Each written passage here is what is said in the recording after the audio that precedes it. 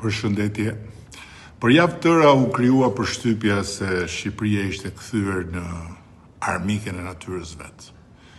U thanë shumë gjëra, u shkruan edhe më shumë.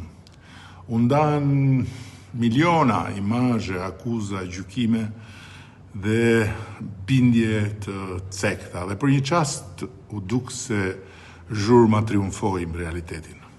Por realiteti flet. Environmental Performance Index 2026, indeksi më prestigjos global për performancën mjedisore, sapo e ka renditur Shqipërinë, të parën në Ballkanin Perëndimor, të 46 nga 177 vende në botë, me progresin më të madh në rajon gjatë 10 viteve të fundit. Ndërsa, për zbutjen e ndryshimeve klimatike, Shqipëria renditet e 21-ta në botë. Dhe këto nuk janë vlerësimet që ne i kemi bërë vetes larg qoftë, por janë përfundimet e institucioneve ndërkombëtare dhe akademike, të cilat prej një çerek shekulli masin me konsensus global me të njëjtën metodologji performancën mjedisore të vendeve të botës. Por sinqerisht ajo që mua personalisht më gëzon më shumë se sa renditja është fakti se kjo renditje tregon rrugën që kemi bërë.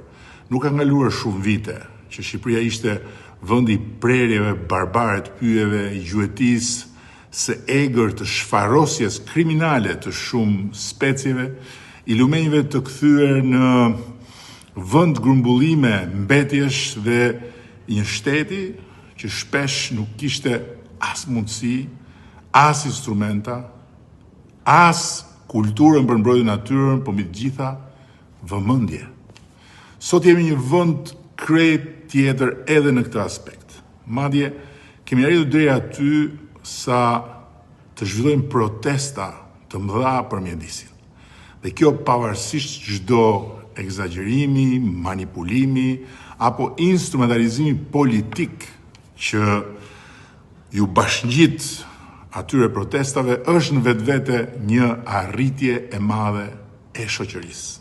Sepse prania e aq shumë njerëzve që shqetësohen për flamingot, për lagunat, për pyjet apo për biodiversitetin tregon se bashkë me Shqipërinë që ka ndryshuar, edhe shoqëria shqiptare ka ndryshuar. Kjo është fitore qytetërimi. Një shoqëri që debaton për natyrën është shumë më përpara se një shoqëri që e sheh në heshtje shkatrimin e saj, siç ishte shoqëria e deri para 10 vjetër. Prandaj, unë nuk kam parë kur armiq tek ata që duan sinqerisht natyrën, edhe kur nuk ndaj të njëjtin mendim me ta, përkundrazi. Ata më kujtojnë dhe duhet na kujtojnë se zhvillimi nuk mund të jetë kurrë një justifikim për të harruar atë që na është besuar nga e shkuara dhe që duhet t'u dorëzojmë më të mirë brezave që i përkasin të ardhmes. A do thot kjo se ne kemi bërë gjithçka si duhet përderisa indeksi na ngre kaq lart? Sigurisht që jo. Sigurisht që jo, sepse kush punon gabon, kush ndërton bën edhe zgjedhje të vështira, e ndërto edhe zgjedhje të gabuara. Kush qeveris nuk mund pretendoj se ka gjithmonë të drejtë e jo më të ketë gjithmonë të drejtë. Edhe ne kemi gabuar, edhe ne kemi shumë për të mësuar, edhe ne kemi ende shumë për të përmirësuar.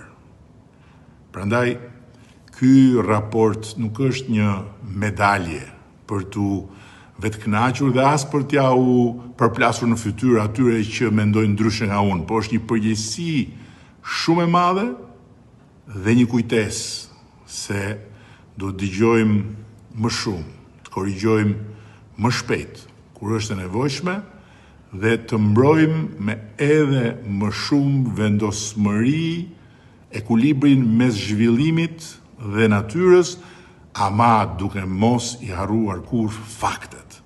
Sepse Shqipëria Europiane nuk ndërtohet, as duke zgjedhur mes ekonomisë dhe mjedisit dhe as duke zgjedhur me zhurmës dhe fakteve. Ajo ndërtohet duke i bërë të ecin së bashku ekonomia, mjedisi dhe faktet. Dhe nëse sot bota na thot se kemi bërë një rrugë kaq të gjatë për mirë, përgjigjja e mençur nuk është thjesht krenaria për rrugën e bërë, po është përullësia për të pranuar se kemi ende një rrugë të gjatë për të bërë dhe po ashtu vendosmëria për ta bërë atë edhe shumë më mirë. Ky është detyrimi ynë ndaj Shqipërisë dhe kjo është fjala ime pas një raporti që më bën sinqerisht krenar për gjithçka kemi bërë, por nga ana tjetër më bind se reflektimi i premtuar për atë që na vuri përpara pasqyra e bulevardit të Flamingove është jo vetëm i nevojshëm, por i domosdoshëm. Dhe së shpejti